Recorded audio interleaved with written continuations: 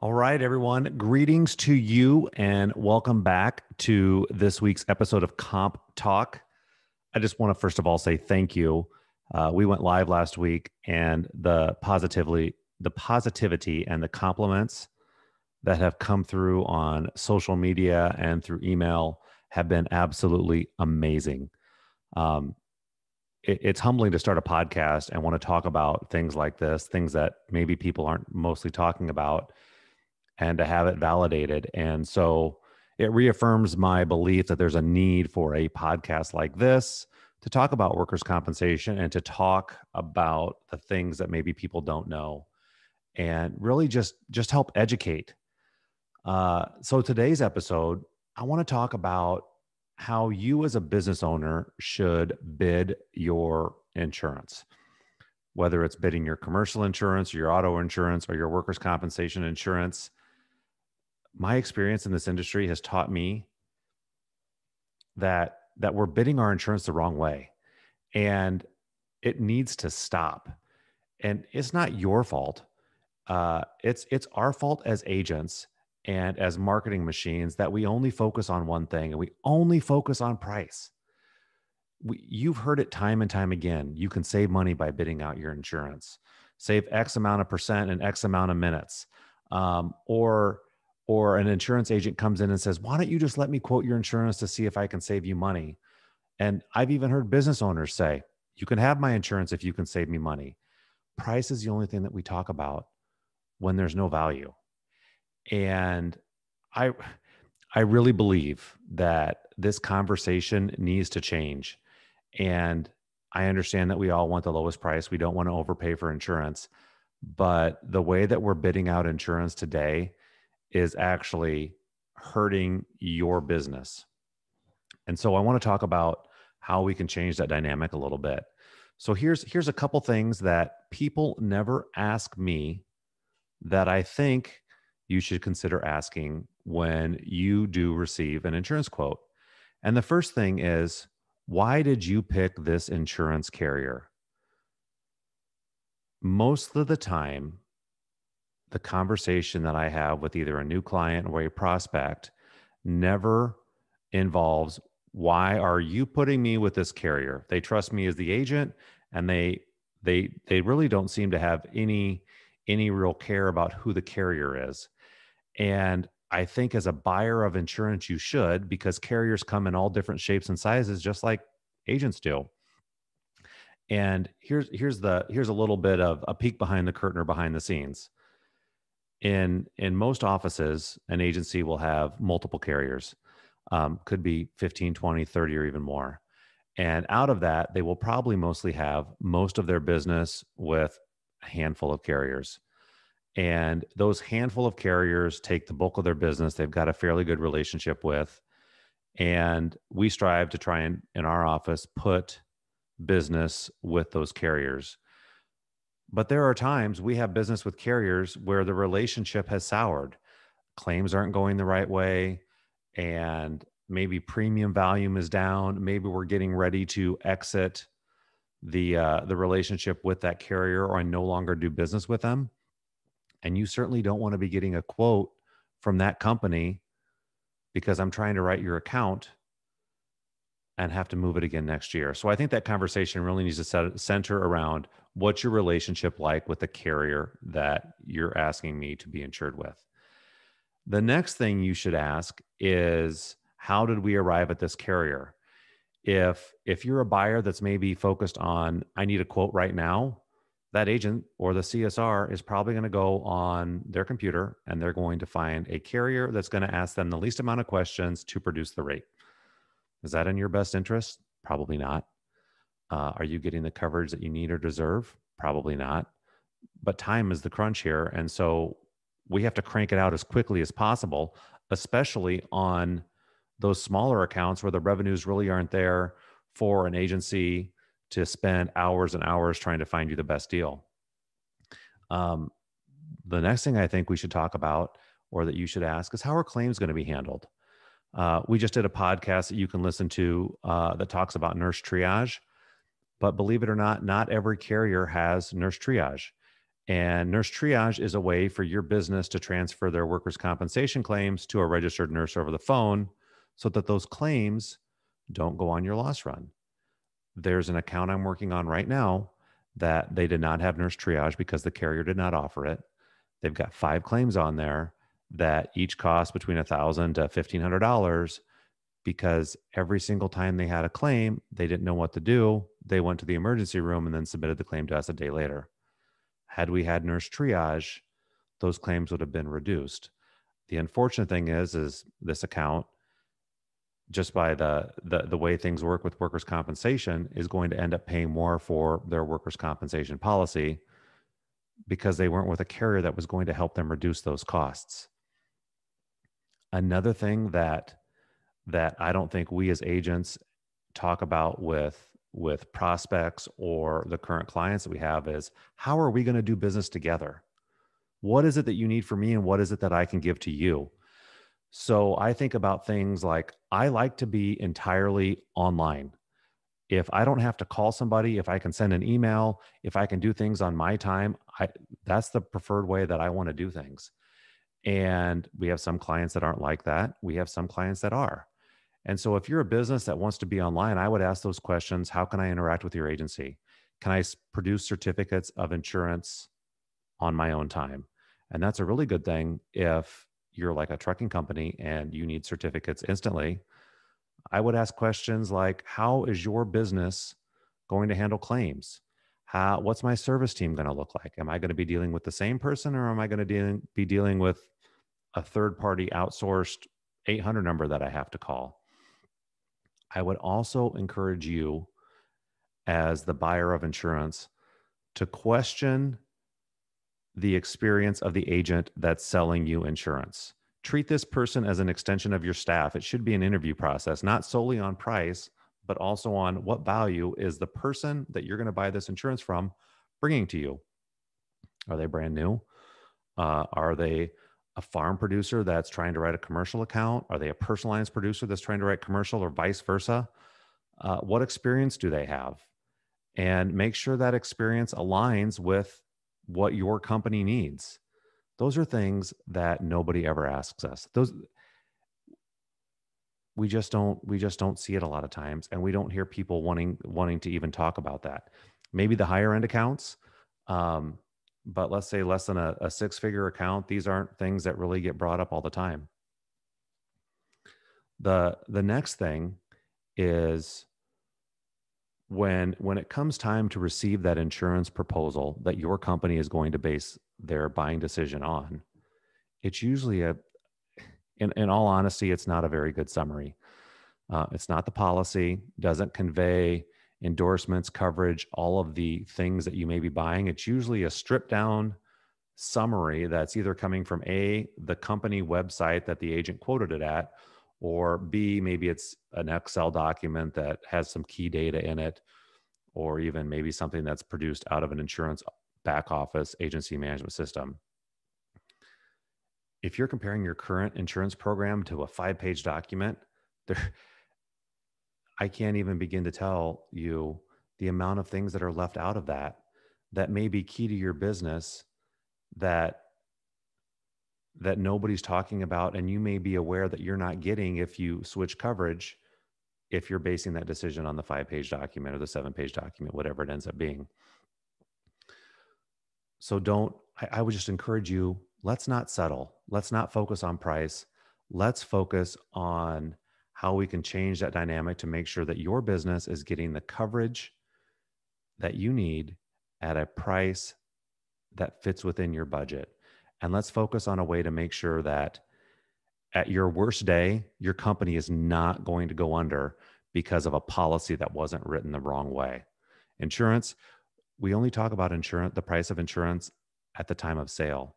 We never talk about the price of insurance at the worst possible claim time.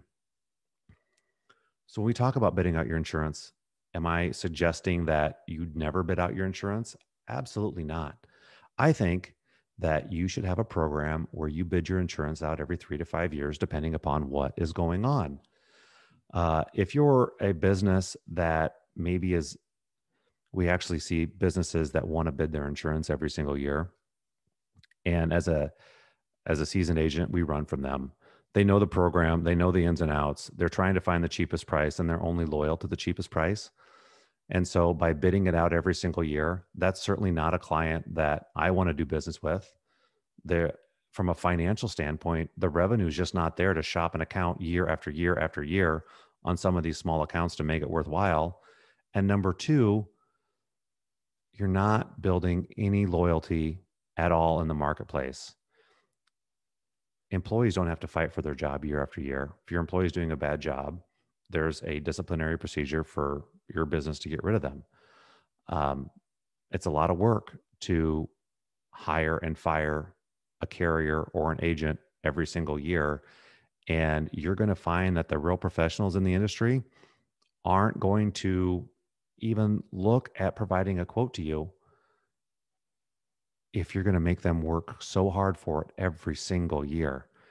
The other thing the thing that we may not even talk about is when your business is going out to buy insurance every single year, the underwriters see that. They see the same account come through their desk year after year after year, and they're thinking to themselves, why am I going to spend my time? I've got 50 accounts over here that I can write. Why am I going to spend my time with this one that wants a quote every single year? And so they'll just decline to even offer you a quote. They may be the best carrier for you, but if they don't think that you're going to stay and they don't think they've got a chance and they think that it's only the bottom dollar that is going to make the purchasing decision for you, they won't even quote it. I mean, the insurance world, believe it or not, is fairly small. Underwriters see the same stuff. They work on the same accounts. They may have a multi-state region. They know the agents they work with, and they also know the type of clients that come through year after year. And I can guarantee you, if your business has no loyalty at all to a carrier, they're probably not going to be loyal to you. So loyalty 3 to 5 years, that's fairly standard in the industry. We get it. I tell carriers, if I'm going to bring an account to you, I don't intend to move this thing for the next 3 or 5 years. And that's what I've communicated to this prospect or client. They're here with you. I need your best deal. I need you to be as aggressive as possible in pricing. And I also need you to be as best as possible when it comes to the coverages that you're offering. And it's a fair shot. When we put an account out for bid, it's a fair shot with all of those companies to come through because I'm giving them a fair opportunity. I'm not telling them to block the market. I'm not telling them to decline because I don't want them to have it. I'm giving them 100% opportunity. But when I represent my client, I'm going to put them with a carrier that I think works for them, and we're not going to shop it every year. The other thing that I think we shouldn't be doing is bidding insurance just to validate your current agent's pricing. As an agent, we get a good feel for that. The process for us to quote is quite labor intensive, not only at the agency, but also at the carrier level. And you'll find us ask a lot of questions to kind of pry because we want to know what the relationship is. And I'm always a little worried if a business has no relationship with their agent and is quick to either tell me something that, hey, if you have the lowest price, I'll switch to you, or I don't like my agent, or this or that.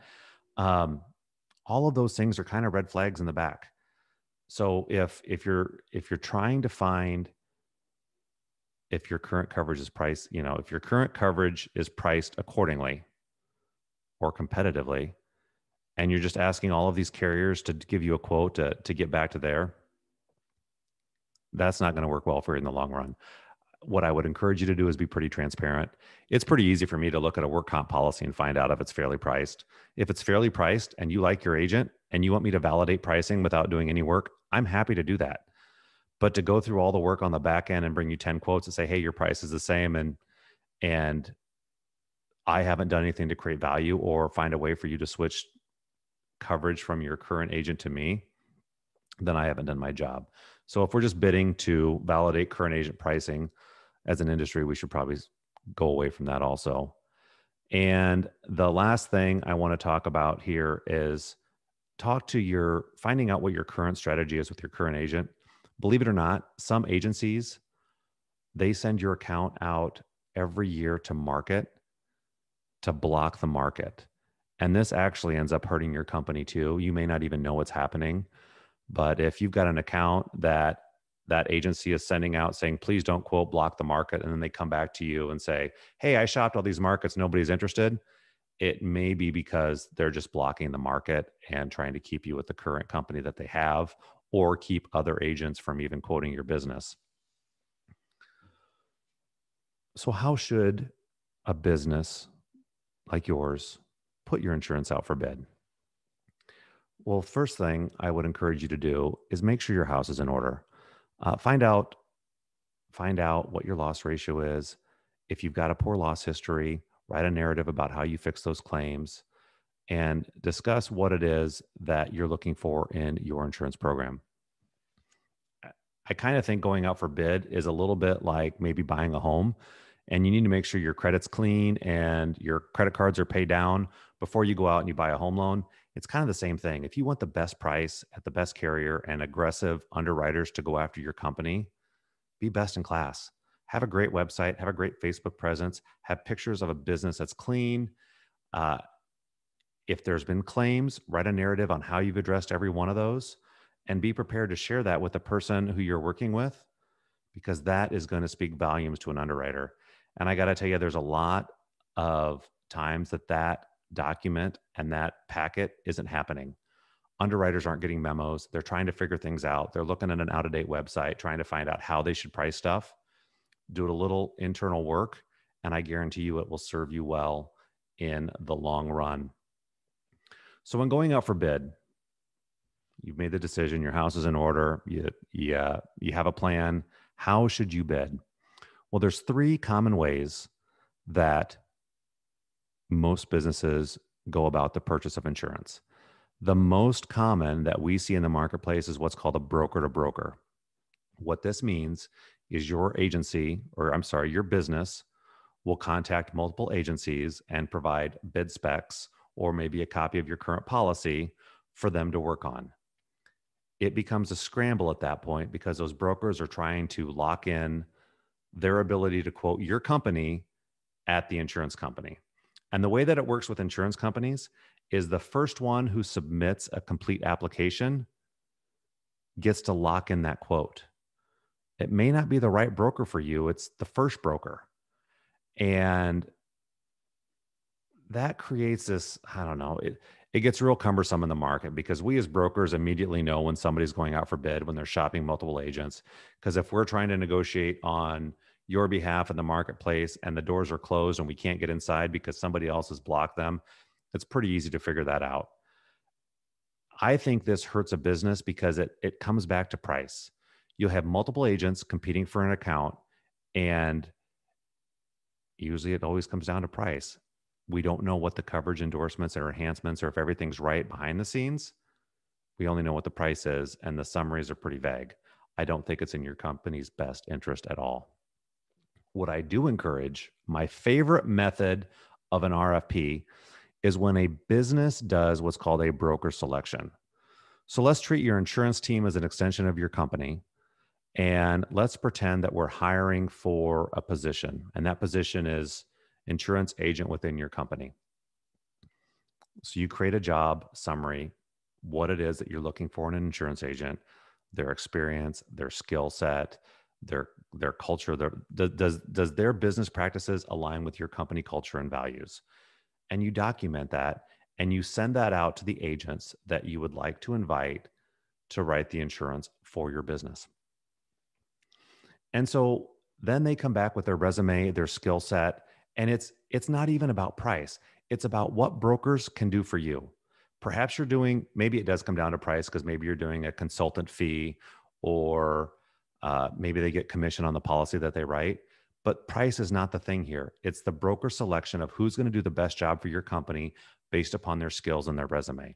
And then when you find that person and you hire them to put them to work for you, they can go out and bid your insurance to the marketplace. And I guarantee you, in that one broker to market, you'll get the insurance package that probably your company wants and needs at the price, at the best possible price in the market. They're not going to be skimping on coverage. The conversation is going to be much higher level. It's going to be absolute business protection, total cost of risk, making sure that your business is going to stay in business after its worst possible day. And that is a win, not only for your company, also your employees, and also the total overall experience. I see so few of this going on in the marketplace. I see people making decisions based solely on price, with or without regard to the right agent. And I think it's time to change this. That's why I did this podcast. I want to help educate. There's a better way out there. So one of the things that we did to help you decide how you should go out for bid and how you should select a broker is we've got a guide to bidding, or a guide to RFP, right here on our website, www.thecompeffect.com. You can go there, download the PDF document. Feel free to use it in your selection process. But if you need help or advice, shoot me an email. My email address is toddtams@thecompeffect.com. That's TODDTHAMS at thecompeffect.com. And I'll be happy to send any advice that I possibly can your way. But doing the right thing for your company by finding the right broker to represent you, by making sure that you're having the right coverage, that will be the key to keeping your business successful and keeping your costs low over the long term. I hope you found this information helpful. If you have any questions or anything that I can answer, I would welcome an email. We're happy to help in any way that we possibly can. Stay tuned for next week's podcast. A lot of good information to come. We'll be talking about company culture. We're talking about some fraud investigation. And I think in a couple weeks, we've got a great conversation about InsurTech wearables. So hope this comp talk was informative. Have a great day, and let's change this industry together.